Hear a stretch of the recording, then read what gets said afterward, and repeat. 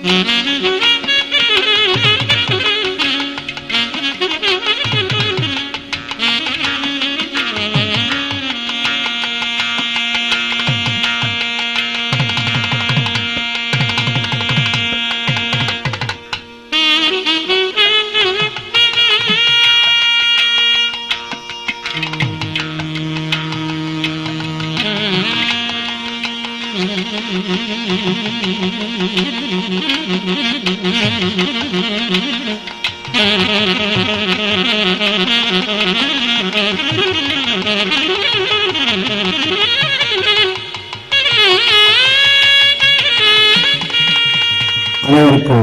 மாலை வணக்கம்.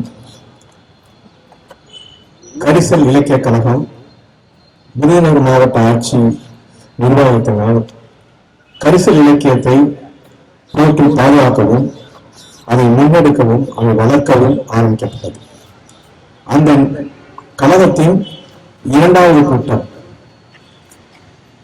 இந்த கோவில்பட்டி மண்ணில் உலாவி பல்வேறு மனிதர்களின் வாழ்வை தன்னுடைய கதைகளில் செதுக்கி உலக புகழ் பெற்ற சிறுகதை உலகில் புதுமை பித்தனுக்கு அடுத்து ஒரு கோயிற்சி இருந்த அழகர்சாமி நினைவு நாள் நேற்று ஜூலை 5.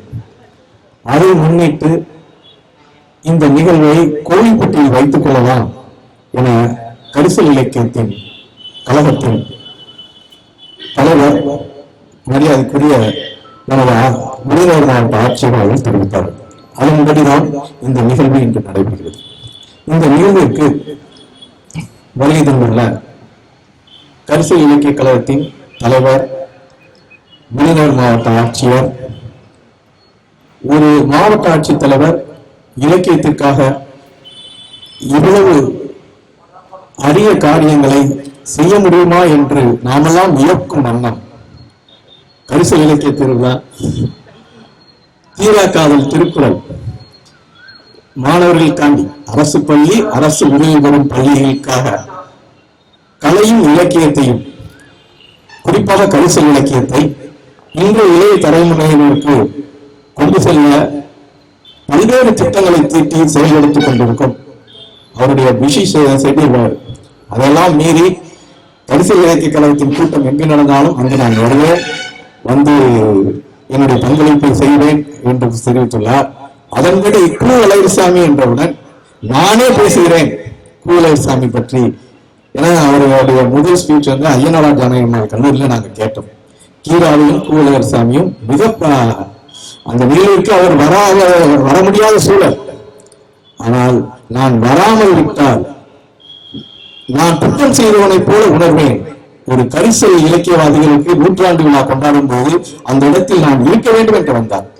அந்த அளவுக்கு கரிசல் இலக்கியத்தின் மீது மிகப்பெரும் ஆர்வம், அதை முன்னெடுக்கவும் பல்வேறு திட்டங்களை செய்து கொண்டிருக்கும் நமது மாவட்ட ஆட்சித்தலைவர், விருதுநகர் மாவட்ட ஆட்சியர், தமிழ்நாடு நம்ம கரிசல் இலக்கிய கழகத்தின் தலைவர் முனைவர் வி.பா. ஜெயசீலன் அவர்களை உங்களின் சார்பாக வருக என வரவேற்கின்றேன். இன்றைக்கு தூத்துக்குடி மாவட்ட ஆட்சித்தலைவர் மிக முக்கிய பணியில் இருப்பதால் அவர் ஆற்ற வேண்டிய பணியை மாவட்ட வருவாய் அலுவலர் மரியாதைக்குரிய அஜய் சீனிவாசன் அவர்கள் இங்கு வந்து அதை நிறைவு செய்வதற்காக இங்கு வந்திருக்கிறார். அவரையும் உங்கள் சார்பாக வருக என வரவேற்கின்றேன். இந்த நிகழ்வுக்கு யாரை கூப்பிடுவது என்று வந்தவுடன் கரிசல் இலக்கியவாதிகளை கரிசல் மக்களே பேசிக்கிட்டு இருக்க வேண்டாம், கரிசல் இலக்கியவாதிகளை நாஞ்சில் மக்கள் பேசட்டுமே அப்படி என்று நமது மாவட்ட ஆட்சித்தலைவர், கரிசல் இலக்கிய கழகத்தின் தலைவர் கூறினார். அதன் அடிப்படையில் தான் நாஞ்சில் நாட்டுக்காரரான நாவுக்கரசர் திரு நாஞ்சில் சம்பத் அவர்களை கு. அழகர்சாமி பற்றி பேச வரவைப்போம் என்று சொல்லி அவரே அழைப்பு விடுத்தார். அந்த அழைப்பை அவர் தட்டாமல் ஏற்று அவருடைய இன்று கடலூர் செல்வர்களாக இருக்கிறார். அந்த பயணத்தின் போது இங்கே இறங்கி நமது ஆட்சித்தலைவர் கேட்டதற்கிணங்க இந்த கூட்டத்தில் கலந்து கொள்வதற்காக இங்கே வந்திருக்கிறார். நாவுக்கரசர் திரு நாஞ்சில் சம்பத் அவர்களை உங்களின் சார்பாக வருக என வரவேற்கிறேன். இந்த கூட்டத்திற்கு கோவில்பட்டியில் நடைபெற இருக்கிறது என்றவுடன் கோவில்பட்டி ஒரு இலக்கிய ஆளுமைகள் நிறைந்த மண். சாகித்ய அகாடமி கிட்டத்தட்ட 8-9 பேருக்கு கிடைத்தது. அப்படிப்பட்ட மண்ணில் சாகித்ய அகாடமி விருது வாங்கியவர்கள் எல்லாம் இங்கே வர வேண்டும் என விரும்பினோம். அதன்படிதான் நேற்று கரிசல் இலக்கியத்தின் ஆகப்பெரும் ஆளுமை நமது சோ தர்மன் ஐயா அவர்களை நேற்று அவர்கள் வீட்டில் சென்று சந்தித்தோம். இன்று யாதவா கல்லூரியில் ஒரு நிகழ்ச்சியை முடித்துவிட்டு அங்கிருந்து நேராக இங்கே வந்துள்ளார். அதே போலவே நமது உதயசங்கர் சிறார் இலக்கியத்திற்காக சாகித்ய அகாடமி விருது பெற்ற உதயசங்கர் அவர்களும் இங்கே வந்திருக்கிறார். கீரா நினைவிடத்தில் கூவலகர்சாமியை பற்றி பேசும்போது கீராவினுடைய மகனே இங்கே வந்தால் நன்றாக இருக்கும் என்று யோசித்தோம். இடைச்செயலுக்கு அப்படி சென்றோம். இடைச்செயலில் கீரா பிரபாகர் இருந்தார், அவரையும் அழைத்தோம், அவரும் இங்கே வந்திருக்கிறார். நமது பல்வேறு சங்கங்கள் கலை இலக்கிய நிகழ்வுகளை முன்னெடுக்கக்கூடிய தமிழ்நாடு கலை இலக்கிய பெருமன்றம், தமிழ்நாடு முற்போக்கு எழுத்தாளர் கலைஞர் சங்கம், திருவள்ளுவர் மன்றம், கம்பன் கழகம், கருத்துரிமை இயக்கம், இஸ்கப் போன்ற பல்வேறு கழகங்கள், உரத்த சிந்தனை போன்ற பல்வேறு இலக்கிய கழகங்கள் கோவில்பட்டியில் இலக்கிய செயல் ஆற்றி வருகின்றனர். அவர்களெல்லாம் நாம் அழைத்தோம். அவர்களின் சார்பாகவும் இங்கு வந்திருக்கிறார்கள். கல்லூரி மாணவர்கள் இந்த கோவில்பட்டியில் 4 கலை கல்லூரிகள் இருக்கிறது. ஒரு கலை இலக்கிய நிகழ்வு நடக்கும் போது இளையோர்கள் இருந்தால்தான் அவர்களிடம்தான் இந்த செய்தியை சொல்ல வேண்டும் என்பதற்காக அவர்களையும் அழைத்திருந்தோம். பல்வேறு கல்லூரிகள் உண்டு. குறிப்பாக KR, டான் பாஸ்கோ மற்றும் GVN கல்லூரியில் இருந்து பல்வேறு மாணவர்கள் மாணவியர்கள் வந்துள்ளனர். பல்வேறு பொதுமக்கள் கூவலகர்சாமி இந்த கோவில்பட்டி நகரத்தில் வீதியில் உலவித்திருந்தவர். அவரை போற்றும் போது, அவர் நினைவை போற்றும் போது நாமும் பங்கு பெற வேண்டும் என்ற மிக பெரும்பாலான மக்கள் இங்கே வந்திருக்கிறீர்கள். கூவலகர்சாமி பற்றிய கதைகள், தினம் ஒரு கதை, நாளும் ஒரு கதை என்று தமிழ்நாடு கலை இலக்கிய முன்னெடுத்த அந்த நிகழ்வில் கதை சொல்லியவர்களுக்கு இந்த நிகழ்வை முன்னிட்டு சான்றிதழ் வழங்கிவிடலாம் என முடிவு செய்தோம். அதன் அடிப்படையில் அந்த கதை சொல்லிகள் ஒரு 20-30 பேர் வந்திருக்கிறீர்கள். பல்வேறு மாவட்டங்களில், தஞ்சாவூரில் இருந்து வந்திருக்கிறீர்கள், அதே போல திருச்சியில் இருந்து வந்திருக்கிறார். ஒரு நூல் வெளியிட வேண்டும் என்றும் நாம் நினைத்தோம். ஒரு கலை இலக்கிய நிகழ்வு நடந்தால் மாணவர்களின் கலை இலக்கிய நிகழ்ச்சி இருக்க வேண்டும், நூல் வெளியீடு இருக்க வேண்டும், ஏதோ பாராட்டு இருக்க வேண்டும், உரையும் இருக்க வேண்டும் என நாங்கள் கலை இலக்கிய கழகத்தின் செயற்குழுவில் முடிவு செய்தோம். அதன்படி இன்று ஒரு நூல் வெளியிட இருக்கிறது. அந்த நூலின் ஆசிரியர் நமது கவிஞர் அகிலா கிருஷ்ணமூர்த்தி அவர்கள் வந்திருக்கிறார். அன்னதான வரிசையில் செயற்கை நுண்ணறி, இன்றைய செயற்கை நுண்ணறிவை பற்றி மிக பிரபலமாக பேசப்பட்டுக் கொண்டிருந்த இந்த காலத்தில் நீங்க வாட்ஸ்அப்ல ஏஐ மெட்டால 3 பத்தி ஒரு கவிதை சொல்ல உடனே சொல்லுது. இன்னும் படைப்பலைத்தான் ஏஐ படைக்குமா அப்படின்றதுதான் மிகப்பெரிய கேள்வியா இருக்கு. நீங்க வாட்ஸ்அப்ல போட்டீங்கன்னா 3 பத்தி ஒரு கவிதை சொல்லுன்னா உடனே சொல்லு. அப்படி ஒரு இங்கிலீஷ் வார்த்தை, நம்மளாம் அந்த வார்த்தை கேள்விப்பட்டதே இல்லை, அப்படி சொல்லுது. அந்த சூழலில் அதை பற்றியும் ஹைக்கூ கவிதையாக எழுதி கொண்டிருக்கிறார். இன்றைக்கு நன்றி கூற இருப்பவர் முனைவர் சத்தியபாலன். அவரும் கோவில்பட்டி மண்ணை சேர்ந்தவர். அவர் உள்ளிட்ட அனைவரையும் வருக வருக என கரிசல் இலக்கிய கழகத்தின் சார்பில் வரவேற்கிறேன். கூவலகர்சாமி சிறுகதை உலகில் மிக பெரும்பாலும் எல்லா மனிதர்களும் எல்லா மனித வாழ்க்கையும் தொட்டு அவர்களின் உளவியலை சொன்னார். நாங்கள் இந்த 110 கதையையும் சொல்லும் போது ஒரு மிகச்சிறந்த மன ஆலோசகராக, மனத்தை அலசக்கூடிய நிபுணராக தென்பட்டார். கட்டுரைகள் இன்னைக்கு இந்த உரையில் இந்த 2 பேர் சிறப்புரையில் அதெல்லாம் வரும். கோயிலையும் இலக்கியமும் இருக்கார். படிக்கும் பழக்கம் ஒண்ணு எழுதியிருக்கார். படிக்கும் பழக்கம் இன்னைக்கு குறைந்துகிட்டே வருது. அதையெல்லாம் அன்றே யோசித்திருக்கார். நாடகங்கள், கவிச்சக்கரவர்த்தி, வஞ்சமகர், பத்திரிகை ஆசிரியராக இருந்திருக்கார். 47 வயசு வரை வாழ்ந்த ஒரு மனிதன் 30 ஆண்டுகளாக இலக்கிய செயல்பாட்டில் இவ்வளவு படைப்புகளை படைத்திருக்க முடியுமா? இவ்வளவு மனிதர்களின் உளவியலை ஆய்வு செய்திருக்க முடியுமா என்பது நமக்கு எல்லாம் வியப்பாக இருக்கிறது. அதையெல்லாம் நீங்கள் இன்று அனுபவிக்க போறீர்கள் இந்த இருவரின் சிறப்புரையா. எனவே அவர்களுக்கு வழிவிட்டு அமர்கிறேன். நன்றி, வணக்கம். கரிசல் இலக்கிய கழகம் மற்றும் இந்த விழாவிற்கு சிறப்பு விருந்தினராக வந்திருக்கும் கரிசல் தலைவர் அவர்களுக்கும், மதிப்பிற்குரிய மாவட்ட ஆட்சித்தலைவர் விருதுநகர் அவர்களையும், நாவுக்கரசர் திரு நாஞ்சில் சம்பத் அவர்களையும், இங்கே முன்வரிசையில் அமைந்திருக்கும் எழுத்தாளர்கள், இலக்கியவாதிகள் மற்றும் இங்க திரண்டு இந்த விழாவிற்கு வருகை புரிந்திருக்க இந்த மாணவ செல்வங்கள் அனைவருக்கும் என்னுடைய இனிய மாலை வணக்கத்தை உறுத்தாக்கிக் கொள்கிறேன். நம்ம பாத்தீங்கன்னா இப்ப நம்ம இந்த 2K கிட்ஸ்ன்னு சொல்லக்கூடிய இன்றைய சமூகத்துல பாத்தீங்கன்னா இந்த வாசிப்பு பழக்கமும் ரொம்ப கம்மியாயிடுச்சு. ஸோ இந்த மாதிரி இந்த கவிதை மேலையும் இந்த எழுத்து மேலையும் நம்மளோட இன்ட்ரெஸ்ட் ரொம்ப கம்மியாயிட்டே இருக்குன்னு தான் அவங்க சொல்லிட்டு இருக்காங்க. அப்படி இருக்கும்போது நீங்க இங்க இத்தனை பேர் இங்க திரளா கலந்து கொண்டு ரொம்ப மகிழ்ச்சியா இருக்கு. நம்ம இந்த சமூக வலைத்தளம் இப்ப சார் வரவேற்புரை நீண்ட வரவேற்புரையா சொல்லிட்டாரு. அவரே இன்ட்ரடக்ஷன் டு அவர் ரைட்டருக்கும் சேர்த்து அவரே சொல்லிட்டாரு. ஸோ அதனால பாத்தீங்கன்னா நம்ம இந்த தென் தமிழ்நாடு சங்கம் வளர்த்த தமிழ்நாடு அதுல முக்கியமான பங்கு பாத்தீங்கன்னா நம்ம தென் தமிழ்நாட்டுக்கு தான் சேரும். அதுலயுமே நம்ம தூத்துக்குடி மாவட்டத்துல பல எழுத்தாளர்கள் சாகித்ய அகாடமியும் இன்னும் பற்பல படைப்புகளை படைச்சிருக்காங்க. ஸோ அந்த மாவட்டத்துல நம்ம சமூக வலைத்தளம் எல்லாம் நம்ம தேவையில்லாம நம்மளோட நேரத்தை விரயம் செய்யாம இந்த மாதிரி ஒரு ஆக்கப்பூர்வமாக இந்த மாதிரி நிகழ்ச்சியில கலந்துக்கிட்டு நீங்களும் பெரிய லெவல்ல சாதிக்கணும்னு இந்த வாய்ப்புக்கு நன்றி வணக்கம்.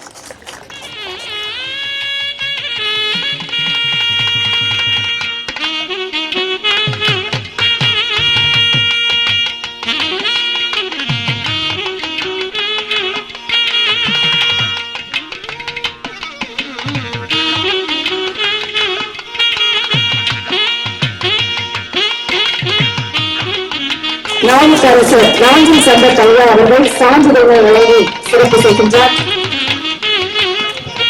அவரை தொடர்ந்து கரிசல் இலக்கிய கழகத்தின் செயலாளர் மருத்துவர் அறம் அவர்களுக்கு நமது மதிப்புமிகு விருதுநகர் மாவட்ட ஆட்சித்தலைவர் அவர்கள் சிறப்பிக்கின்றார். சான்றிதழ் வழங்கி கரிசல் இலக்கிய கழக தலைவர் கரிசல் இலக்கிய கழகத்தின் செயலாளர் அவர்களுக்கு சான்றிதழ் வழங்கி சிறப்பிக்கின்றார். அவரை தொடர்ந்து மருத்துவர் MS மணவிலி, அவரை தொடர்ந்து நவநீத கிருஷ்ணன், அவரை தொடர்ந்து ரேவதி,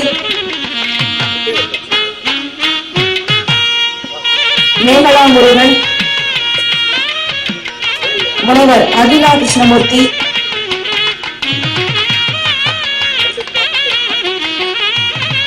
ராஜசேகர், சூரிய நாகப்பன், ரேவதி துரை, பொன் விஜயலட்சுமி,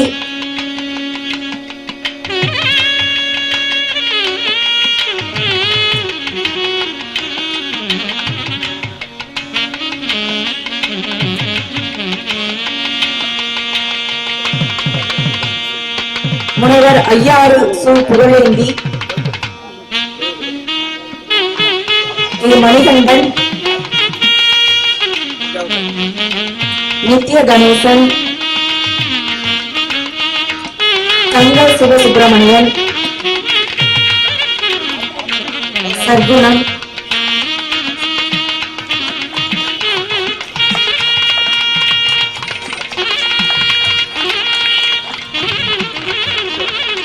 ஜான்சராணி,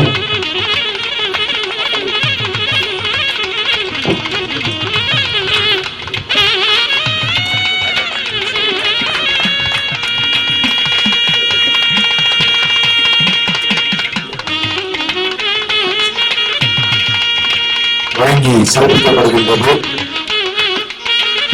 கரிசல் இலக்கிய திருவிழா நடத்திய நாயகர் வழங்கி சிறப்பிக்கின்றார்.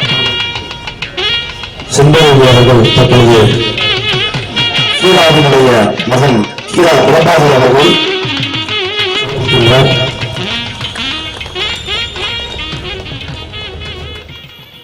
கீரா மணிமண்டபத்தில் கரிசல் இலக்கிய கழகத்தின் சார்பாக நடைபெறும் கு அழகிரிசாமி நினைவு கருத்தரங்கிற்கு வருகை தந்துள்ள தூத்துக்குடி மாவட்ட வருவாய் அலுவலர் அவர்களே, இந்த நிகழ்வில் சிறப்புரை ஆற்றுவதற்காக அழைப்பை ஏற்று வருகை தந்திருக்கும் நாவுக்கரசர் திரு நாஞ்சில் சம்பத் அவர்களே, நிகழ்வில் கலந்து கொண்டிருக்கும் ஆகச்சிறந்த எழுத்தாளுமை சாகித்ய அகாடமி விருது பெற்ற நம் அன்பிற்கும் மரியாதைக்கும் உரிய எழுத்தாளர் சோ தர்மன் அவர்களே, இனிய நண்பர் சாகித்ய அகாடமி விருதாளர் உதயசங்கர் அவர்களே, நூற்றாண்டு கடந்தும் தன்னுடைய எழுத்தாள் எளிய மனிதர்களை தன்னுடைய எழுத்துக்களில் பதிவு செய்து இன்றும் தன்னுடைய எழுத்துக்களால் நம்மளுடைய நினைவுகளில் வாழ்ந்து கொண்டிருக்கும் கீராவினுடைய அன்பு புதல்வர் பிரபாகர் அவர்களே, கோவில்பட்டி பகுதியைச் சேர்ந்த இலக்கிய ஆர்வலர்களே, எழுத்தாளுமைகளை, பல்வேறு மாவட்டங்களிலிருந்து கு. அழகிரிசாமி நினைவு கதை சொல்லும் நிகழ்வில் கதை சொல்லி அதற்கு சான்றிதழ்களை பெறுவதற்காக வருகை தந்திருக்கக்கூடிய கதை சொல்லிகளை, பொதுமக்கள், மாணவர்கள், கல்லூரி மாணவ செல்வங்கள் அனைவருக்கும் என்னுடைய மாலை வணக்கத்தை தெரிவித்துக் கொள்கின்றேன். கு. அழகிரிசாமி இன்னும் கொண்டாடப்பட வேண்டிய எழுத்தாளர். நம்மளுடைய மண்ணில், குறிப்பாக கரிசல் பூமியில் ஆண்டு மழைப்பொழிவு சராசரியை விட குறைவாக இருக்கும், இயற்கையால் சற்றே புறக்கணிக்கப்படக்கூடிய ஒரு விவசாய சமூகம், குறிப்பாக அதனுடைய பெண்கள், விவசாய சமூகத்தின்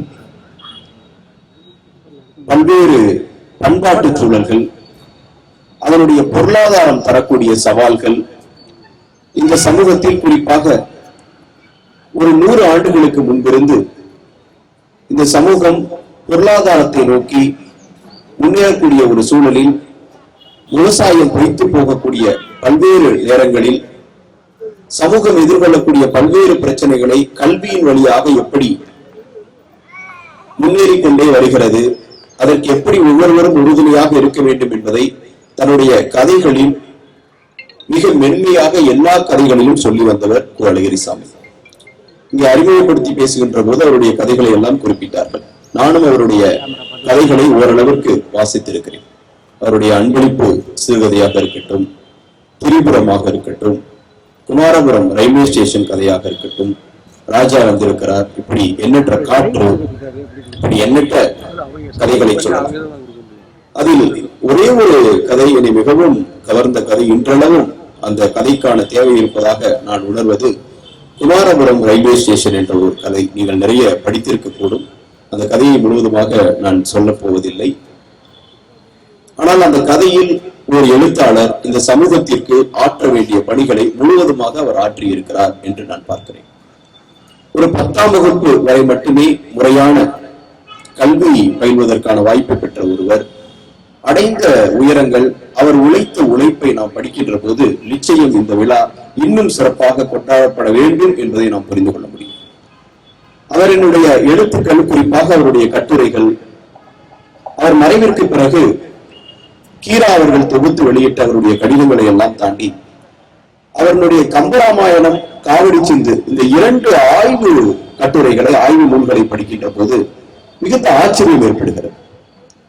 ஒரு முறையான கல்வி என்பது அவருடைய பள்ளி படிப்பிற்கு மேல் அவர் தொடரவில்லை.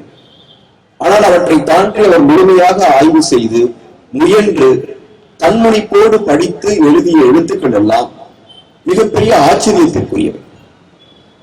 அவர்களுடைய மிக நுட்பமான இலக்கிய ஆய்வுகள் எல்லாம் மிகப்பெரிய ஆய்வாளர்கள், சமூக சிந்தனையாளர்கள் எழுத்துக்களின் மூலமாக இந்த சமூகத்திற்கு அதனுடைய நிலையை சில அங்குலங்களாவது உயர்த்த வேண்டும் என்று எத்தனைக்கிறவர் கொண்டு போற்றப்பட தகுந்த அளவிற்கு சிறந்த ஆளுமையவர். அந்த குமாரபுரம் ரயில்வே ஸ்டேஷன் என்ற ஒரு கதையில் ஒரு கிராமத்திலிருந்து அருகில் இருக்கக்கூடிய நகரத்திற்கு படிக்க செல்கின்ற போது ஒரு மாணவர்கள் கல்வியினுடைய முக்கியத்துவத்தை எப்படி புரிந்திருக்கிறார்கள், அதை விட குறிப்பாக தமிழ் சமூகம் கடந்த 2000 ஆண்டுகளாக தமிழ் சமூகத்தினுடைய பல்வேறு பண்பாட்டு மாற்றங்கள் அல்லது பண்பாட்டிற்கு மீது வரக்கூடிய பிரச்சனைகளை எல்லாம் கல்வியின் வழியாகத்தான் கடந்த 2000 ஆண்டுகளாக வெற்றி கண்டிருக்கிறது என்பதை ஆரியப்படை கடந்த நெடுஞ்செழியனுடைய புறநானூற்று பாடலில் இருந்து சற்றே ஒரு 70-80 ஆண்டுகளுக்கு முன்பாக எழுதப்பட்ட கு. அழகிரிசாமியுடைய கதை வரை நாம் புரிந்து கொள்ள முடியும். அந்த சுதந்திரத்திற்கு பிந்தைய காலகட்டங்களில் கூட கல்வியினுடைய முக்கியத்துவத்தை நாம் உணர்வதற்கும் தமிழ் சமூகம் அதற்கு மிகப்பெரிய செல்வாக்கை செலுத்துவதற்கும் நம்மளுடைய தொடர்ச்சியான மரபுதான் காரணம். அந்த மரபில் குறிப்பாக சிறுகதை என்ற மிக முக்கியமான இலக்கிய வடிவத்தின் வழியாக மிகப்பெரிய ஒரு ஆயுதமாக கொண்டு செயல்பட்டவர் கு. அழகிரிசாமி. தமிழ் சிறுகதைகளில் எனக்கு முன்பாக நிகழ்ச்சியில் வரவேற்று பேசிய கரிசல் இலக்கிய கழகத்தினுடைய செயலாளர் டாக்டர் அறம் அவர்கள் அவர்களுடைய எழுத்துக்களை பற்றி குறிப்பிட்டார். அதுவும் அவருடைய சிறுகதைகளை பற்றி குறிப்பிட்டார். புதுமை பித்தனுக்கு பிறகு மிக முக்கியமான சிறுகதை ஆளுமை என்று குறிப்பிட்டார். சிறுகதைக்காக தமிழில் முதன்முறையாக சாகித்ய அகாடமி விருது பெற்றவர் கு. அழகிரிசாமி அவர்கள். சிறுகதை என்ற இலக்கிய வடிவத்தில் மிக நுட்பமாக அவருடைய கதைகளில் 3 பக்க கதைகள் இருக்கின்றன. அவருடைய கதைகளில் 12 பக்க கதைகள் கூட இருக்கின்றன. அதுவும் குறிப்பாக இந்த சமூகம், வேளாண்மை சமூகம் எதிர்கொள்ளக்கூடிய சிக்கல்களை திரிபுரம் என்ற கதையில் மிக காத்திரமாக பேசுவார். இந்த சமூகம் ஏற்றுக்கொண்ட ஒழுக்கங்களை, ஒழுக்க குறியீடுகளை, அவர்கள் வாழ்வியலோடு பொருந்தி போகக்கூடிய ஒழுக்க குறியீடுகளை மிக எளிமையாக கேள்விகளுக்கு உள்ளாக்கியவர். குறிப்பாக தென் தமிழ்நாட்டில் இந்தியா முழுமைக்கும் ஏற்பட்ட தாது வருட பஞ்சம், குறிப்பாக தென் தமிழ்நாட்டில், அதுவும் குறிப்பாக வறண்ட பூமியாக இருக்கக்கூடிய விருதுநகருக்கு தெற்கே இருக்கக்கூடிய பகுதிகள் எல்லாம் வைகைக்கும் தாமிரபரணிக்கும் இடையே இருக்கக்கூடிய இந்த வானம் பார்த்த பூமி பகுதிகளில் ஏற்பட்ட தாது வருட பஞ்சத்தில் ஏற்பட்ட சமூக மாற்றங்களை மிக அழகாக பதிவு செய்கிறார். ஒரு எழுத்தாளன், ஆய்வாளனாக, வரலாற்று பார்வையாளனாக, இந்த சமூக பொறுப்பு மிகுந்த செயற்பாட்டாளனாக திகழ முடியும் என்பதற்கு மிகச்சிறந்த உதாரணம் கு. அழகிரிசாமி அவர்கள். இந்த நிகழ்ச்சியை கொண்டாடுவதற்கு காரணம் அடுத்த தலைமுறையினர். இன்று நிறைய கல்லூரி மாணவிகள் எல்லாம் வந்திருக்கிறீர்கள். நீங்கள் தற்பொழுது பட்டப்படிப்பு படித்துக் கொண்டிருக்கிறீர்கள். இன்று நாம் யாரை பற்றி பேசுகின்றோமோ அவர் உங்களை போன்று கல்லூரிக்கு செல்லாதவர், உங்களை போன்று பள்ளியினுடைய மேல்நிலை பள்ளி படிப்பை கூட முடிக்காதவர். ஆனால் தன்முனைப்போடு முயன்று ஒரு மிகச்சிறந்த எழுத்தாண்மையோடு நிற்காமல் அந்த எழுத்தின் வழியாக இவ்வளவு காலம் கடந்து அந்த வார்த்தை பிரயோகங்கள் ரொம்ப ஷார்ப்பா இருக்கும். நீங்க நிறைய படிச்சிருப்பீங்க, நிறைய எழுத்தாளர்கள் வந்திருப்பீங்க. ஒரு எளிய வாசகன் என்ற முறையில் நான் அவரிடம் மிகுந்த ஆச்சரியம் கொள்வது அவருடைய மிக கூர்மையான வசனங்கள். அவருடைய சில கதைகள் எல்லாம் வந்து பாத்தீங்கன்னா முதல் லைன்ல கண்ணத்தை சாப்புன்னு அவருடைய அடிக்கிற மாதிரி இருக்கும். அந்த கூர்மையான வசனங்களுக்கு, எழுத்துக்களுக்கு சொந்தக்காரர். அவரிடமிருந்து கற்றுக்கொள்வதற்கு இன்றைய மாணவர்களுக்கும் இன்றைய குழந்தைகளுக்கும் அதைவிட இன்று அவர்களுக்கு கற்பிக்கக்கூடிய ஆசிரியர்களுக்கும் நிறைய இருக்கிறது. அதை நாம் நினைத்துக் கொள்வதற்காகத்தான் இன்றைய கு. அழகிரிசாமி அவர்களுடைய நினைவு நாள் கருத்தரங்கம் நடத்துவதற்காக வருகை தந்திருக்கக்கூடியவர். மிகச்சிறந்த பேச்சாளர். குறிப்பாக தமிழ் இலக்கியங்களில் மிக நுண்ணிய பார்வையோடு, ஆழ்ந்த கற்றலோடு பேசக்கூடிய மிகச்சிறந்த ஆளுமை அவர். இன்றைய நிகழ்வில் கு. அழகிரிசாமி இன்று என்ற தலைப்பில் அவர் பேச வேண்டும் என்று நாங்கள் கேட்டுக்கொண்ட போது அவர் மனமுவந்து வருகை தந்திருக்கிறார். அவருக்காக கரிசல் இலக்கிய கழகத்தின் சார்பில் என்னுடைய மனமார்ந்த நன்றியை தெரிவித்துக் கொள்கின்றேன். உங்களைப் போலவே நானும் அவருடைய பேச்சை கேட்பதற்கு மிகுந்த ஆவலாக இருக்கின்றேன். இந்த நிகழ்வை சிறப்பாக ஏற்பாடு செய்து கரிசல் இலக்கிய கழகம் விருதுநகரில் ஆரம்பிக்கப்பட்டிருந்தாலும் அதற்கென்று நில எல்லை இருக்கக்கூடாது. கரிசல் இலக்கிய ஆர்வலர்கள் அடுத்த தலைமுறைகளுக்கு கொண்டு செல்ல வேண்டும் என்பதற்காக இந்த நிகழ்ச்சியை நிர்வாகிகளுக்கும் இதற்கு ஒத்துழைப்பு நல்கிய தூத்துக்குடி மாவட்ட ஆட்சித்தலைவர் என்னுடைய இனிய நண்பர் லட்சுமிபதி அவர்களுக்கும், அவரின் சார்பாக இந்த நிகழ்வில் கலந்து கொண்டிருக்கக்கூடிய மாவட்ட வருவாய் அலுவலர் அவர்களுக்கும் மற்ற அனைவருக்கும் என்னுடைய நன்றியையும் வணக்கத்தையும் தெரிவித்து நிறைவு செய்கின்றேன். நன்றி, வணக்கம். அவரை தொடர்ந்த சார் நாஞ்சி சம்பத் அவர்களுக்கு கரிசல் இலக்கியத்தின் கழக தலைவர் அவர்கள் நினைவு பரிசு வழங்கி சிறப்பிக்கின்றார்.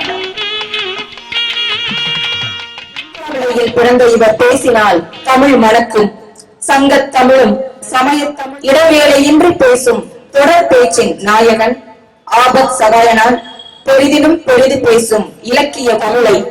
அதனால்தான் வாரியார் கண்டார் ஞான சிறுவன் விருதை கந்தன் தந்த தாய்ப்பாலான முப்பாலை பருகி உரையிடையிட்ட ஓவிய செய்யுளான சிலப்பதிகாரத்தில் தோய்ந்து கம்பராமாயணத்தில் கரைந்தவர். செந்தமிழை உயிரே மருந்தேனே, சேலினை முச்சுமை உனக்களித்தனே. கரிசல் இலக்கிய கழகத்தின் சார்பில் அழகிரிசாமி நினைவு கருத்தரங்கிற்கு தலைமை தாங்கி இருக்கின்ற தூத்துக்குடி மாவட்ட வருவாய் அலுவலர் அவர்களே, இந்த நிகழ்வில் கலந்து கொள்வதற்கு எளியவன் என்னை தொடர்பு கொண்டு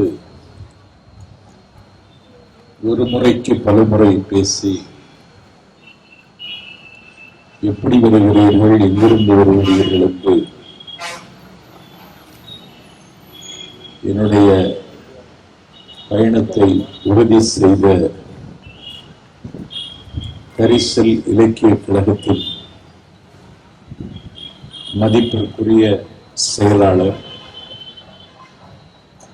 வாழ்க்கையில் இவரை நான் தாமதமாக சந்திக்கிறேனோ என்கிற அளவிற்கு அவர் தொடர்பு கொண்ட நாளிகையிலிருந்து என்னை ஏதோ ஒரு வகையில் ஆக்கிரமித்திருக்கின்ற, அறம் கேள்விக்குறியாகி வருகிற காலத்தில் அறம் என்ற பெயரை கொண்டிருக்கின்ற மருத்துவர் அறம் அவர்களே, இந்த நிகழ்ச்சிக்கு வந்து ஆட்சிப்பணி என்கின்ற தோளையும் நெஞ்சையும் அழுத்துகிற அலுவல்களுக்கு மத்தியில் கரிசல் இலக்கிய கழகத்திற்கு வடிவம் தந்து அதை தலைமை தாங்கி வெற்றிகரமாக இயக்கிக் கொண்டிருக்கின்ற ஆற்றலாளர், ஆட்சி தலைவர்களில் இவர் ஒரு அபூர்வமானவர். ஒரு தோமு பாஸ்கர தொண்டைமான் IAS இன்றைக்கு இல்லை, சொக்கலிங்கம் IAS இன்று இல்லை. அந்த இடத்திற்கு இவர் ஒரு நாள் நிச்சயம் வருவார் என்று நான் பெரியும் நம்புகிறார். விருதுநகர் மாவட்ட ஆட்சி தலைவர் மதிப்பிற்குரிய தீபா சீலன் அவர்களை, இந்த நிகழ்வில் பார்வையாளர்கள் வரிசையில் உட்கார்ந்திருக்கின்ற சாகித்ய அகாடமியின் விருது பெற்ற ஐயா தர்மர், உதயசங்கர், கரிசல் இலக்கியத்திற்கு உலக தகுதியை வாங்கி தந்த கீரா அவர்களின் அருமை புதல்வர் கீரா பிரபாகர், பேராசிரியர் கருத்த பாண்டி, நன்றி உரை ஆற்றுவதற்கு காத்திருக்கின்ற முனைவர் சத்யபாலன் உள்ளிட்ட அறிவார்ந்த தளத்தில் இயங்குகிற பொதுமக்களே, கீரா அரங்கில் இரவும் பகலும் உரசிக் கொள்ளுகிற இந்த அந்தி பொழுதில் கரிசல் இலக்கிய கழகம் முன்னெடுக்கின்ற அழகிரிசாமி நினைவு கருத்தரங்கத்தில் கலந்து கொண்டு உரையாற்றுவதன் மூலம் நான் கொஞ்சம் உயரமானதாகவே உணர்கிறேன். இது போன்ற நிகழ்வுகளுக்கு பொதுவாக என்னை யாரும் அழைப்பதில்லை. நல்ல தமிழ் பேசுகிற ஊர், நல்ல தமிழ் பேச்சை கேட்கிற ஊர், ஒரு 10 ஊரை வரிசைப்படுத்துங்கள் என்று சொன்னால் அந்த 10 ஊரில் முதல் ஊராக இருக்கிற தகுதி இந்த கோவில்பட்டிக்கு உண்டு. என்னுடைய மாணவ பருவத்திலேயே நான் சார்ந்திருக்கிற இயக்கத்தின் சார்பாக நான் இங்கே வந்து கொட்டி முளைக்கி இருக்கிறேன். என்னை தட்டி கொடுத்ததும் எனக்கு தடம் காட்டியதும் இந்த கோவில்பட்டி தான். 1984 ஈழத்தமிழ் சொந்தங்களுக்காக நான் சிறை சென்று சிறையிலேயே நான் பேச்சு பயிற்சி பெற்று அந்த தகுதியின் அடிப்படையில் முதலாக சிறப்புரை நாஞ்சில் சம்பத் என்று என்னை வாரி அணைத்த ஊர் இந்த கோவில்பட்டி தான். இந்த கோவில்பட்டியில் தம்பி ஆட்சித்தலைவர் ஜெயசீலன் செய்தித்துறை இயக்குநராக இருந்த பொழுது கட்டப்பட்டதுதான் இந்த கீரா அரங்கம். இந்த கீரா அரங்கம் என்று இன்றைக்கு தமிழ்நாட்டில் ஒரு எழுத்தாளனுக்கு சமகால தமிழகத்தில் ஒரு புதிய மரியாதை கிடைத்து வருகிறது. எழுத்தாளனாக இயங்குவதும் ஒரு சொற்பொழிவாளனாக சுற்றி வரும்போதும் எவ்வளவு பெரிய சிறுமைப்பாடு என்பதை அனுபவித்து உணர்ந்தவன்.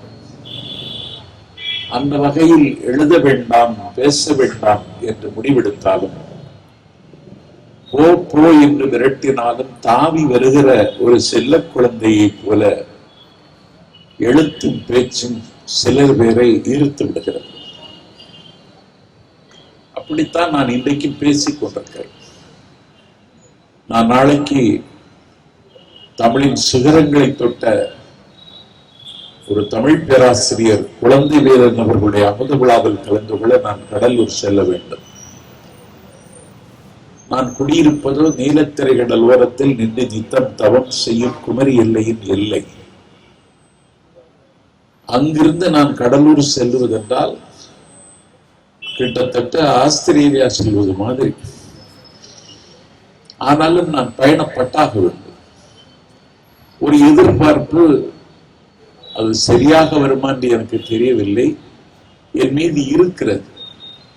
அதை பதிவு செய்வதற்காகவே நான் வாசிக்கிறேன்.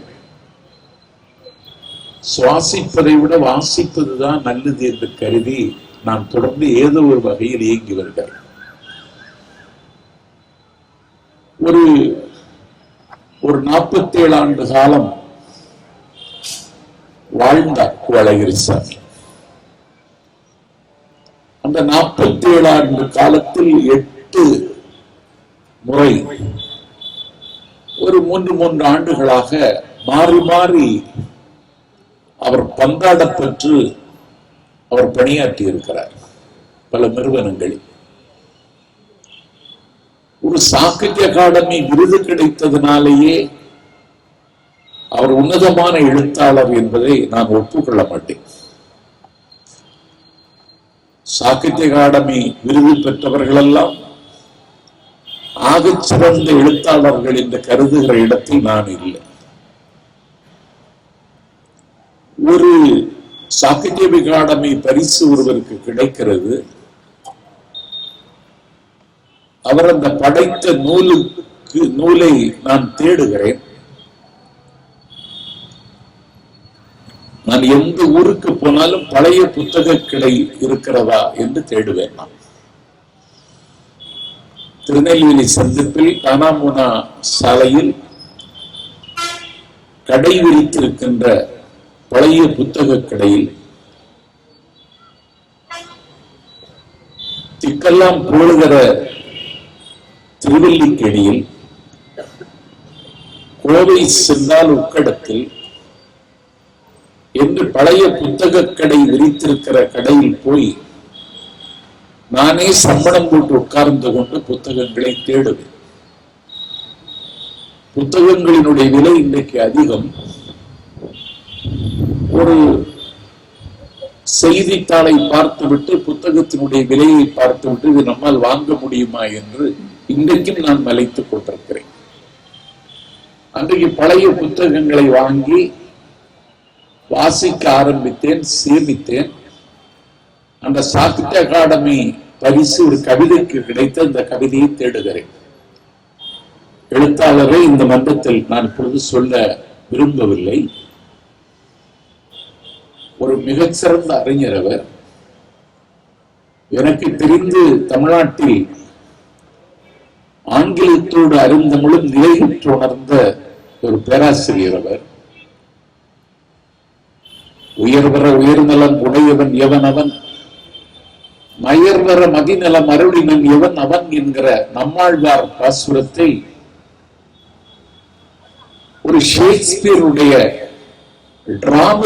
டிராமாவில் வருகிற வரிகளோடு பொருத்துகிற அவருடைய பேச்சை என்னுடைய கல்லூரி மாணவ பருவத்தில் நான் கேட்டு வியந்திருக்கிறேன். அவர்தான் அந்த சாகித்ய அகாடமி பரிசு பெற்ற அந்த புத்தகத்தினுடைய ஆசிரியர். புத்தகத்தை தேடுகிறேன் தேடிக்கொண்டே இருக்கிறேன், கிடைக்கவில்லை. ஒரு பழைய புத்தக கடையில் அந்த புத்தகத்தை வாங்கினேன். அந்த கவிதையை படித்து பார்த்த பொழுது இதற்கா விருது கொடுத்தார்கள் என்று நானே கொஞ்சம் சலித்துக் கொள்வது மாதிரி தான் அப்போது என்னுடைய மனநிலை இருந்தது. இன்றைக்கு அப்படித்தான் இருக்கிறது. ஆகவே கு. அழகிரிசாமி அவர் மறைந்ததற்கு பிறகு அவர் சாகித்ய அகாடமி பரிசு கொடுத்ததன் மூலம் தன்னுடைய தகுதியை உயர்த்திக் கொண்டது என்பதுதான் உண்மை. தமிழில் சிறுகதைக்காக முதல் பரிசை அவர் பெற்றவர். ஆகச்சிறந்த ஒரு வசீகரமும் புதுமை பித்தனுக்கு வாய்த்ததை போல யாருக்கும் வாய்க்கவில்லை. அந்த புதுமை பித்தனுக்கு பிறகு அந்த துறையில் ஒரு மிகப்பெரிய சிகரத்தை தொட்டவர் கு. அழகிரிசாமி. வறுமையும் பற்றாக்குறையும் ஏழ்மையும் திண்டாட்டமும் அவரோடு எப்போதும் இருந்தது. அப்படி இருந்தால் தான் எழுத முடியும் என்று நம்புகிறவன் நான். அதை அவர் சந்தித்தார், எதிர்கொண்டார். கடல் கடந்து மலேயாவிற்கு சென்றார். மலேயா வானொலியில் 52 வாரங்கள் பேசினார். ஒரு சொற்பொழிவாளன் என்ற நிலையில் சொல்லுகிறேன். காவியங்களிலும் கவிதைகளிலும் கிடைக்காத ரசமும் ருசியும் தனிப்பாடல்களில் கிடைக்கும். 400க்கும் மேற்பட்ட தனிப்பாடல்களை தொகுத்த புத்தகத்தில் இருந்து 200 தனிப்பாடல்களை அடையாளம் கண்டு அதற்கு தமிழ் அமுதம் என்று பெயர் சூட்டி அன்றைக்கு அறிமுகம் செய்தவர் கு. அழகிரிசாமி அவர்கள். தமிழ் இலக்கியத்தினுடைய ஆகச் சிறந்த விமர்சகராக அகிலம் அண்ணாந்து பார்த்த ஈழத்து சிவத்தம்பி அவர்கள் கு. அழகிரிசாமியை ஒரு இமாலய உச்சிக்கு கொண்டு செல்லுகிறார். ஒரு கோவில்பட்டி பல்கலைக்கழகம் செல்லாதவர், பட்டம் பெறாதவர் கு. அழகிரிசாமி நிஜாம் எழுதிய லைலா மஜ்னு, நத்தானியல் ஹார்த்தோவின் எழுதிய டேவிட் ஸ்வா, பெக்ராரியாவின் லிசாசா,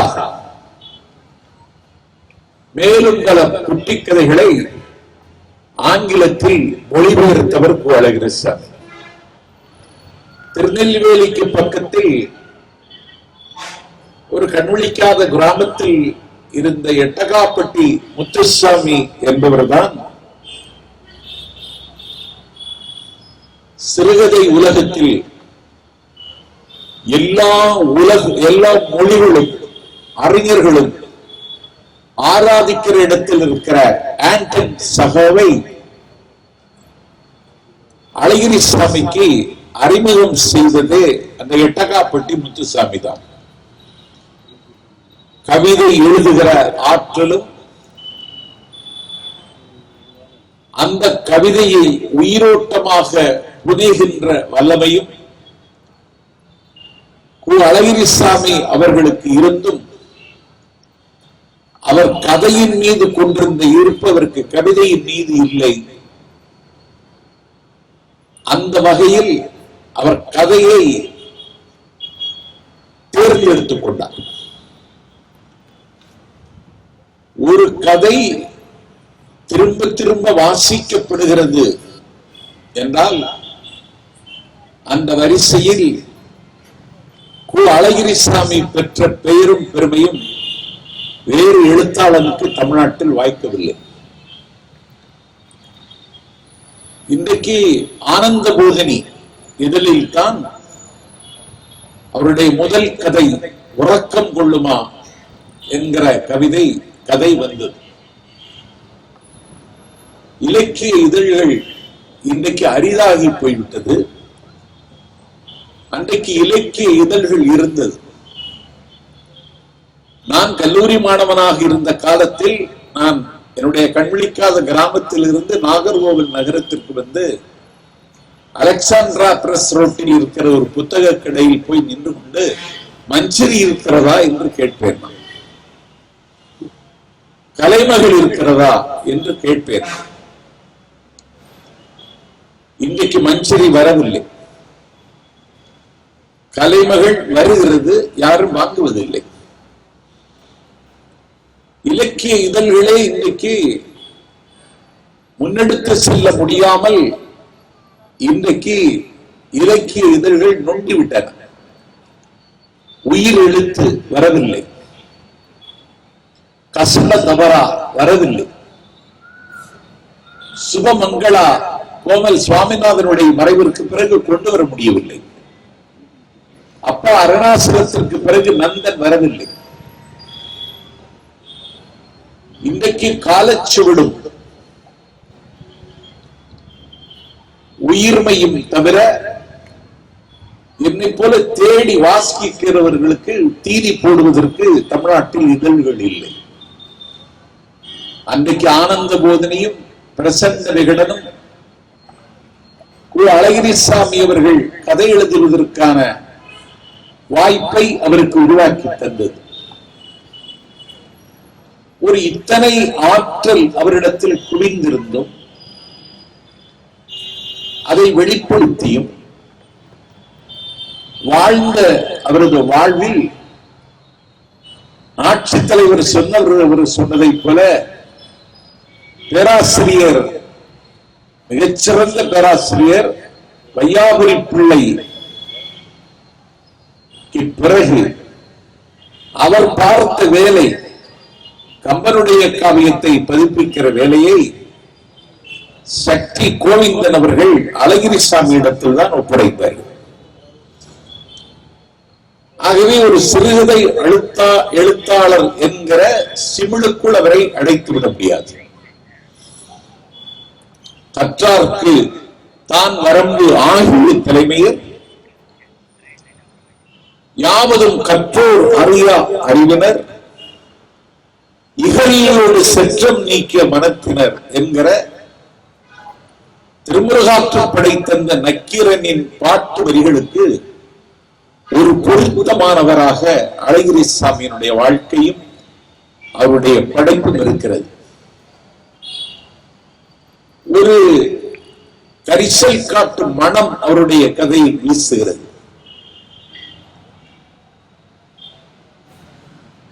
ஒரு இலக்கிய திறனாய்வாளராக இருந்த காரணத்தினாலேயே சாகித்ய அகாடமி விருது பெற்றவர் கானாஸ். அந்த கானாஸ் சோழர்கள் சொல்லுகிறார்கள், எப்படித்தான் இந்த சிறுகதை ஆசிரியர் இப்படியெல்லாம் எழுதினாரோ என்று கானாஸ் அவர்களை வியக்கிறார். ஒரு திறனாய்வாளர்களில் ஒரு எழுத்தாளனை அங்கீகரிப்பதில் மிகுந்த தயக்கம் காட்டுகிற கானாஸ் அவன் சார்ந்திருக்கிற சமூகத்தினுடைய அவலத்தை, அவன் அனுபவிக்கின்ற கொடுமையை, அதிலிருந்து மீளுவதற்காக அவன் தேடுகிற வழியை எல்லாவற்றையும் சொல்லித் தருகிற கடமை ஒரு எழுத்தாளனுக்கு உண்டு. கலையும் இலக்கியமும் மக்களுக்காகவே என்று சொன்னான் மாயோகோஸ்கி. ஆகவே மக்களுக்காக எழுதிய எழுத்தாளர் அழகிரிசாமி. நான் ஆட்சித் தலைவர் எஸ்சீலன் அவர்களிடத்தில் கேட்டேன், ஒரு கதையை சொல்லலாமா அப்படின்னு கேட்டேன். ஃபுல்லாவா சொல்ல போறீங்க அப்படின்னு கேட்டு என்ன பயமுறுத்திட்டார். நான் ஃபுல்லா வாசிச்சாலே நீங்க கேட்பீங்களான்னு எனக்கு இன்னும் நம்பிக்கை வரல.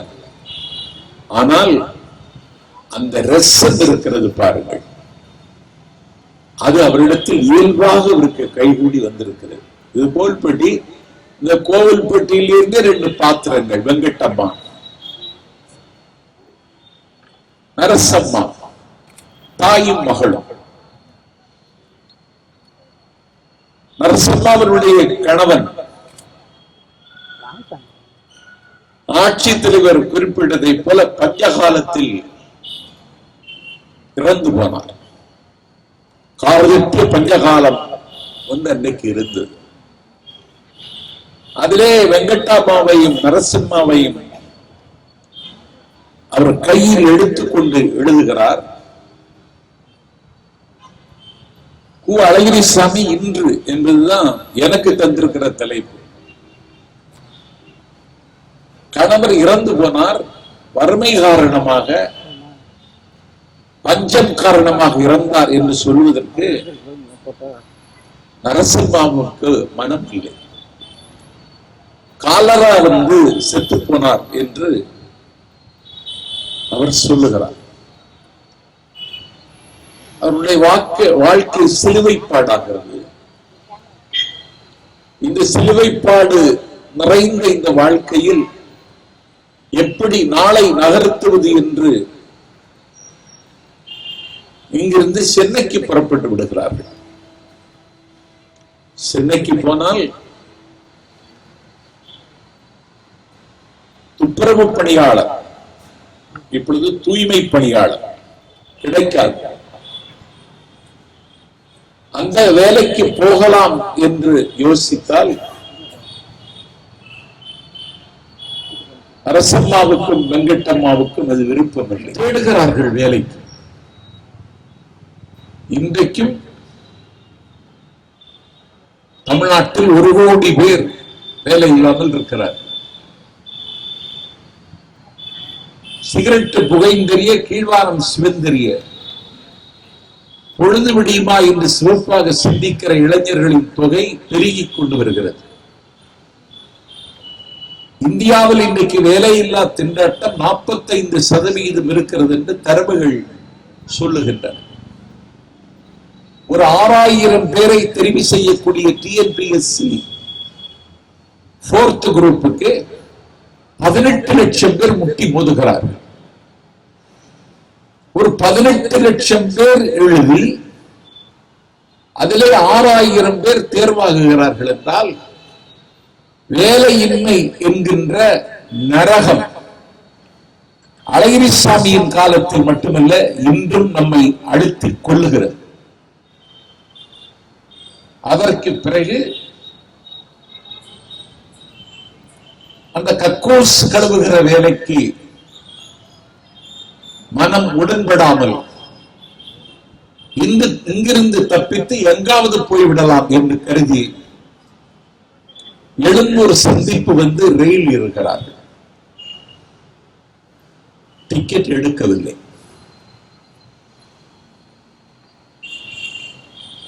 பல பேர் பயணிக்கிறார்கள். இப்படி அவர்கள் வசதியற்றவர்கள் என்பதை விட காலத்தால் வஞ்சிக்கப்பட்டவர்கள். இன்றைக்கு நான் பயணம் செய்த வண்டியில் ஒரு தவில் வாசிக்கிற ஒரு தம்பி வண்டி புறப்படுகிற நேரத்தில் தவிலோடு வந்து வண்டியில் ஏறிவிட்டார்.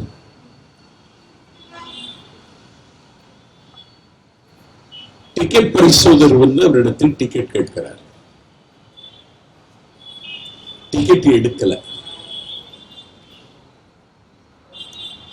உடனே அடுத்த சந்திப்பு திருநெல்வேலியை அவர் இறக்கி விடுவதற்கு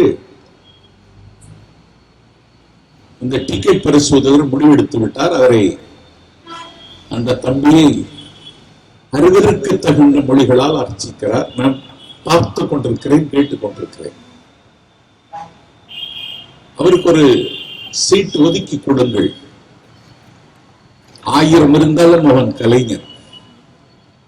அதிலும் தமிழர்களுடைய வாத்தியம் தமிழ், தமிழருடைய இசைக்கருவி தமிழ். அதை தமிழர்கள் தான் வாசிக்க முடியுமே தவிர வேற யாரும் வாசிக்க முடியாது. நீங்கள் அப்படி பேசாதீர்கள். அவருக்கு ஒரு இடத்தை ஒதுக்கி கொடுங்கள். அதற்கான கட்டணத்தை நான் தருகிறேன் என்று அந்த கட்டணத்தை நான் செலுத்தி அந்த தம்பி பயணிப்பதற்கு இன்றைக்கு நடந்தது. அன்னைக்கு எழும்பூர்ல இருந்து டிக்கெட் எடுக்க காசு இல்லாமல் தாயும் மகளும் புறப்பட்டு விட்டார்கள். மகளுக்கு 18 வயது. விருதுநகரில் அன்றைக்கு அவர்களை இறக்கிவிட்டார்கள். ஆட்சித்தலைவரும் விருதுநகரிலிருந்து வந்திருக்கிறார். நிகழ்ச்சியும் கோவில்பட்டியில் தான் நடக்கிறது. விருதுநகரிலிருந்து புறப்பட்டு சாத்தூர் வருகிறார். ரொம்ப நுட்பம்னா அவ்வளவு நுட்பம். இங்க வந்த பொழுது ஏதாவது செய்து பிழைக்கலான்னு பார்த்தா ஒரு பிழைப்பும் இல்லை. நடந்து போய் கொண்டிருக்கிற பொழுது ஒரு வெள்ளரி பிஞ்சு கீழே விழுந்து கிடக்கிறது. யாரோ கடித்து போட்டு விட்ட வெள்ளரிக்காய். சாத்துருனாலே எனக்கு இன்றைக்கும் நினைவு ஒரு வெள்ளரிக்காய் தான். அந்த யாரோ கடித்து போட்ட வெள்ளரிக்காய் எடுத்து தின்னுவதற்கு தாய் முயலுகிறாள். மகள் திங்காதேன்னு சொல்லி அதட்டுகிறாள். தாய் போட்டு விட்டார், கீழே போட்டுட்டார். அதற்கு பிறகு தங்குவதற்கு இடமில்லை. ஒரு வண்டி மையில் கண்மை போட்டு குழந்தைக்கு பால் கொடுப்பதற்காக தன்னுடைய மார்பகத்தை இன்னொருவனுக்கு பரிசாக கொடுக்க எத்தனைக்கின்ற ஒரு தாய் என்று பரிணாமன் கவிதையில் பதிவு செய்வான். அன்றைக்கு அந்த வறுமையை வெல்வதற்கு ஒரு வேளை உணவுக்காக அந்த மகள் பலியிடப்படுகிறார்.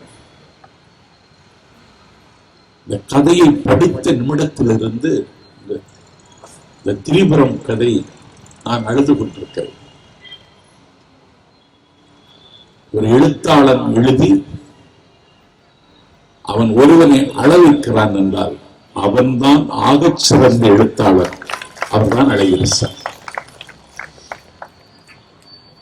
தமிழ் சார்ந்த எல்லா அடையாளங்களையும் மீட்டெடுக்க வேண்டும் என்று அவர் கருதினார், கவலைப்பட்டார், கடமையாற்றினார். இன்றைக்கு கரிசல் இலக்கிய கழகத்தில் நான் கல்லூரி மாணவனாக இருந்த பொழுது குமாரபுரம் கதையை படித்திருக்கிறேன், ஜங்ஷன். அதற்கு பிறகு புதினம் சிறுகதை என்கிற உலகத்திற்கு நான் ஒரு வகையில் அந்நியமானவன்.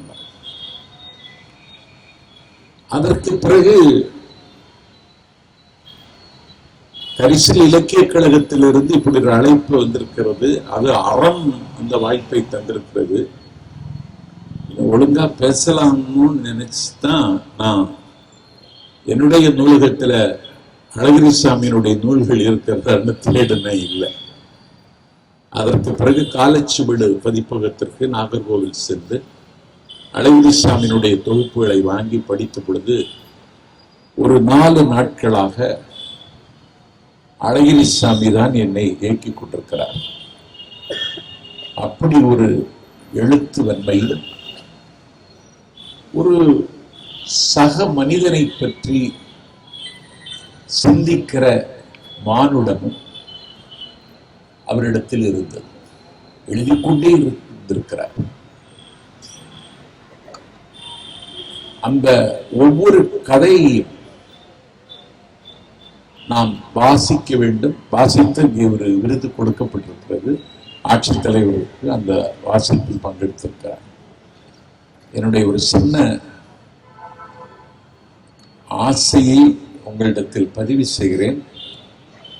கலை இலக்கிய பெருமன்ற நிர்வாகிகளிடத்தில் நான் சொல்லிக் கொண்டு வந்தேன், சும்மா இருக்கக்கூடாது, ஏதாவது செய்தாக வேண்டும். ஆகவே ஒரு வாசிப்பு இயக்கத்தை தமிழ்நாட்டில் தொடங்கலாமா என்று நான் யோசிக்கிறேன். அதற்காக விளம்பரம், வான வேடிக்கை, ஏன்னா இப்ப தமிழ்நாட்டில் ஒரு கும்பல் கலாச்சாரம் கூடு கட்டிவிட்டது. இந்த கும்பல் கலாச்சாரம் தான் மோசமான கலாச்சாரம். இந்த கும்பல் கலாச்சாரத்திலிருந்து விடுபட வேண்டும் என்று நானும் விரும்புகிறேன். விடுதலை அடைய வேண்டும் என்று நான் தினசரி சிந்திக்கிறேன். திடீரென்று ஒரு நாள் கோவில்பட்டியில் வந்து இங்க இருக்கிற ஒரு நண்பனத்தில் தொடர்பு கொண்டு, கோவில்பட்டி கிருஷ்ணங்கோவில் தெருவில் இன்னைக்கு மாலை 5 மணிக்கு நாஞ்சில் சம்பத் வாசிக்கிறாருன்னு சமூக வலைத்தளங்கள்ல நீங்க அது சொல்லுங்க. வருகிறவர் 100 பேராக இருந்தால் கூட எனக்கு போதுமானது. எதையாவது வாசிப்போம், கேட்கட்டும், மனித மனங்களில் மகரந்த சேர்க்கை நடக்கட்டும். வாசிக்காத ஒரு சமூகமாக நம்முடைய சமூகம் மாறி வருகிறது என்பதை நான் சொல்லி நீங்கள் தெரிந்து கொள்ள வேண்டிய அவசியம் இல்லை. இப்படி எல்லோரும் கணினியை கையில் வைத்துக் கொண்டுதான் காலத்தை தள்ளுகிறார்கள். கணினியை பயன்படுத்துவதை நான் குறை சொல்லவில்லை, ஆனால் வாசிப்பதன் மூலம்தான் நீ யோசிப்பதற்கான கதவு திறக்கும். நீ கணினியே எல்லாம் தேடினால் காணாமல் போகிற ஒரு பட்டியலில் உனக்கும் ஒரு இடம் கிடைக்கும், அவ்வளவுதான். ஆகவே ஒரு வாசிப்பு இயக்கம் நானே தொடங்கலான்னு நினைச்சிருக்கேன். அதற்கு எப்படி வடிவம் தருவது, அதற்கு எப்படி முயல்வதுனால நான் இன்னும் யோசிக்கல. அந்த வகையில் அப்படி ஒரு வாசிப்பு இயக்கம் தொடங்கினால் அழகிரிசாமியை பற்றி அவருடைய கதைகளை வாசிக்கலாம். தோல் மறுத்து போன தொழும்பர்களாக இருக்கிறவர்களுக்கு அப்பொழுதாவது ஒரு உணர்வு வருமா என்று நான் நினைத்து பார்க்கிறேன். ஆண்டன் சகாவ் அவரை பாதித்திருக்கிறார். ஆண்டன் சகாவினுடைய எழுத்தை படிக்கிற பொழுது குருதி சூடாகிவிடும்.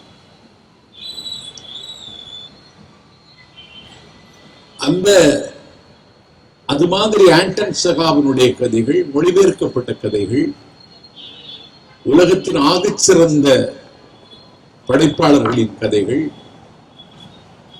ஐயா கீராவின் கதைகள், தர்மரின் கதைகள், உதயகுமார் கதைகள் எல்லாவற்றையும் வாசிக்க வேண்டும், திருப்பி திருப்பி வாசிக்க வேண்டும். இன்றைக்கு அதை இளைய தலைமுறைக்கு அதை மடைமாற்றம் செய்வது என்பதுதான் ஒருவர் மீது காலம் திணித்திருக்கின்ற வரலாற்று கடமை. அந்த வரலாற்று கடமையை இன்றைக்கு செய்ய முன் வந்திருக்கிறது கரிசல் இலக்கிய கழகம். அதன் தலைவர், ஆட்சி தலைவர் மதிப்பிற்குரிய தம்பி ஜெயசீலனும், மருத்துவர் அறமும் அதற்கு இன்றைக்கு கால்கோள் விழாவை கோவில்பட்டியில் கொண்டிருக்கிறார்கள். இந்த வேள்வி தொடர்ந்து நடக்க வேண்டும்.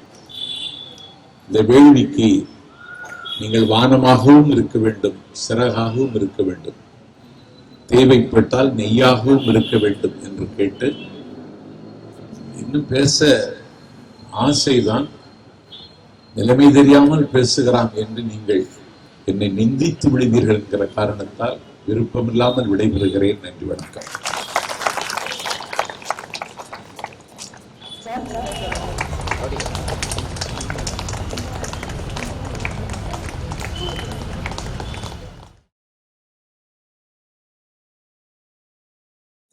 தலைநகரம் கோவில்பட்டி.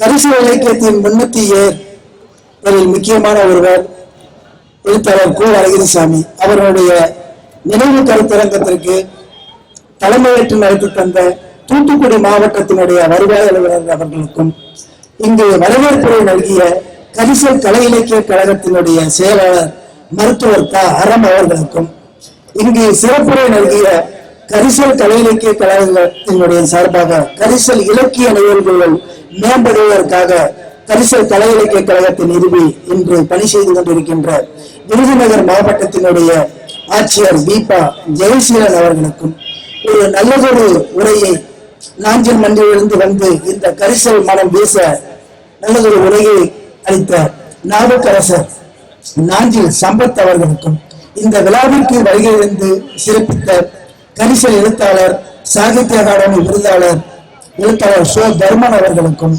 எழுத்தாளர் உதயசங்கர் பாதுகாப்பு சங்கத்தினுடைய தலைவர் இஸ்கப் செயலாளருமான தமிழரசன் அவர்களுக்கும், கீரா பிரபாகரன் அவர்களுக்கும், தமிழ்நாடு முற்போக்கு எழுத்தாளர் கலைஞர் சங்கத்தினுடைய செயலாளர் வேலுச்சாமி அவர்களுக்கும், கம்பன் கழகம் நண்பர் சரவணச்செல்வன் அவர்களுக்கும், திருவள்ளூர் மன்றத்தினுடைய செயலாளர் ஐயா கருத்தபாண்டியன் அவர்களுக்கும், சமூக செயற்பாட்டாளர் ராஜகோபால் அவர்களுக்கும், மூத்த தொழிற்சங்க தலைவர் எஸ். காசி விஸ்வநாதன் அவர்களுக்கும், எங்களுக்கு நாளும் ஒரு கதை நிகழ்வு கீரா நிகழ்வை முடித்து, கு. அழகிரிசாமி நிகழ்வை முடித்து, தமிழ் வழியின் நிகழ்வை முடித்து, இன்று கு. அழகிரிசாமியினுடைய நிகழ்வையும் நடத்தி கொண்டிருக்கின்ற எங்களது பேராசிரியர் கருமுருகன் அவர்களுக்கும், இந்த நிகழ்விற்கு வருகை இருந்திருக்கின்ற அத்துணை இலக்கிய ஆர்வலர்களுக்கும், எங்களுக்கு நல்ல ஒத்துழைப்பு நல்கிய காவல்துறை மற்றும் செய்தியாளர் அனைத்து நண்பர்களுக்கும் கரிசல் கலை இலக்கிய கழகத்தின் சார்பில் நன்றியை தெரிவிக்கிறேன். நன்றி.